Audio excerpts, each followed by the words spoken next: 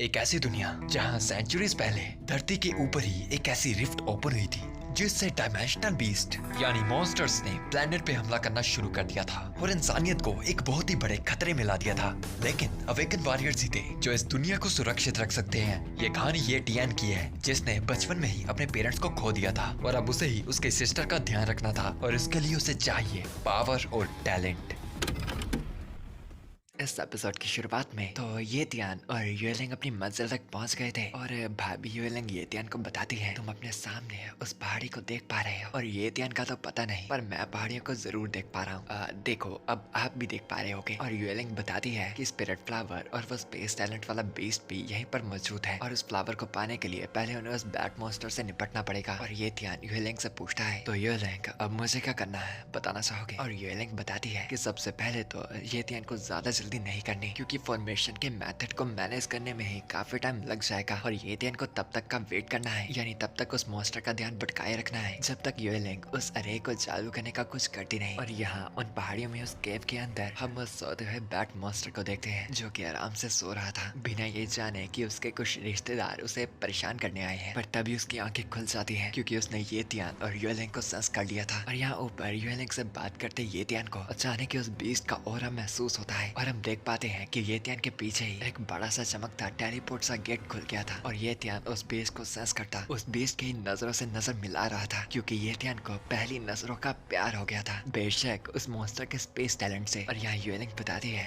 हरामजादा ये space talent के जरिए उस गुफा से बाहर आ गया। लगता है कि इसके टैलेंट्स के साथ साथ इसके सेंसेस भी काफी खतरनाक है। और वो बेस्ट अपनी मोमाया से अपने पंखों को लहरा था अब उनके सामने ही उड़ रहा था पर इवन तो इसकी स्पीशीज बैट की थी न जाने इसका चेहरा मक्खी के साथ म्यूटेटेड मच्छर का क्यों लग रहा था जो कि सदियों से खून की तलाश में था। और ये तियान अपनी स्टेटस विंडो को खोलकर उसकी प्रोफाइल को चेक करता है और उसकी स्पीशीज थी एयरबोर्न बैट्स और ब्लड लाइन टैलेंट उसका हाई लेवल का था, मीडियम टायर का स्पेस टैलेंट और साथ ही मीडियम टायर का ग्रेट टैलेंट। पर जिसके लिए ये तियान प्यासा था वो तो स्पेस टैलेंट ही था। और ये तियान युएलिंग को इशारा देता कहता है युएलिंग मैं इसका ध्यान भटकाऊंगा और तुम लड़ाई को देखते बस अपॉर्चुनिटी का वेट करो। और युएलिंग भी इस बात को एकदम समझती वहां से उड़ती हुई निकल जाती है और अब ये तियान की जिम्मेदारी थी उस बीस्ट का ध्यान भटकाना ताकि वो युएलिंग की तरफ ना निकल पड़े। और तभी अपने स्पेस टैलेंट का यूज करता वो बीस्ट अचानक ही टेलीपोर्ट होकर ये तियान के सामने आ जाता है और अपने बड़े बड़े पंचों से ये तियान पर एक घातक वार करता है जिससे घायल होता है। ये तियान अपने मन में सोच रहा था इसका स्पेस टैलेंट अचानक ही टेलीपोर्ट होने जैसा है पर यह स्पीड टैलेंट से बिल्कुल ही अलग है, इसका अंदाजा लगा पाना ज्यादा मुश्किल है। और उससे पहले अपने को डिफेंड करता ये तियान उस बीस्ट को वापस कुछ कर पाता वो फिर से ही टेलीपोर्ट होकर ये तियान से दूर हो जाता है। कहा था ना मक्खी और मच्छर का मिश्रण बस खून पीने आया था हरामी। एनीवेज और यहाँ घायल हुआ गिरा ये तियान उसे कहता है अच्छा बेटे अगर तुम यही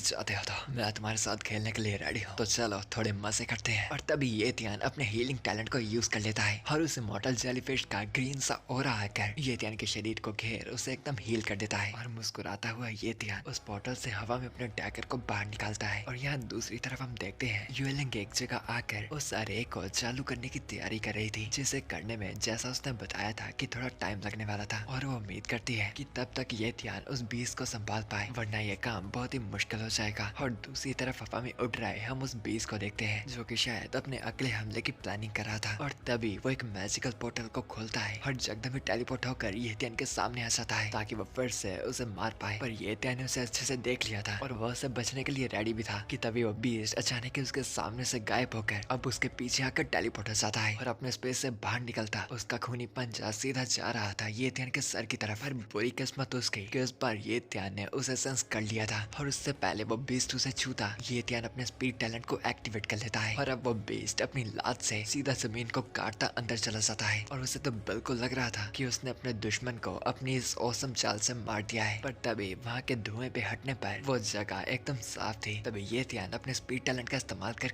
अचानक ही उस बीस्ट के सामने आ जाता है और उसे ताना मारता उसे बताता है क्या हुआ मुन्ना तुम्हें क्या लगा कि तुम लोते हो यहाँ पर जो काफी तेज है, मेरे पैर भी अभी ढीले नहीं पड़े। और उसके उन लपटे तानों से वो बीस्ट एकदम ही चिढ़कर गुस्सा हो जाता है और आग बबूला होकर फिर से ये तियान पर टूट पड़ता है और फिर से अपने स्पेस टैलेंट का इस्तेमाल कर वो ये तियान के चेहरे के पूरा करीब आ जाता है ताकि इस बार ये ध्यान अपनी स्पीड से भी उससे ना बच पाए और उन हल्के हल्के सेकंड्स में भी ये ध्यान उसके वार को अपने करीब आता देख लेता है और उन्हीं कुछ मिली सेकंड्स के पलों में ये ध्यान अपने स्ट्रेंथ टैलेंट को एक्टिवेट कर लेता है और उसका इस्तेमाल कर वो उसके वार को टैकल करता है और अब वो दोनों थे हवा में एक दूसरे के एकदम सामने। ये ध्यान अपने डैगर को कसकर पकड़ लेता है और वो बीस्ट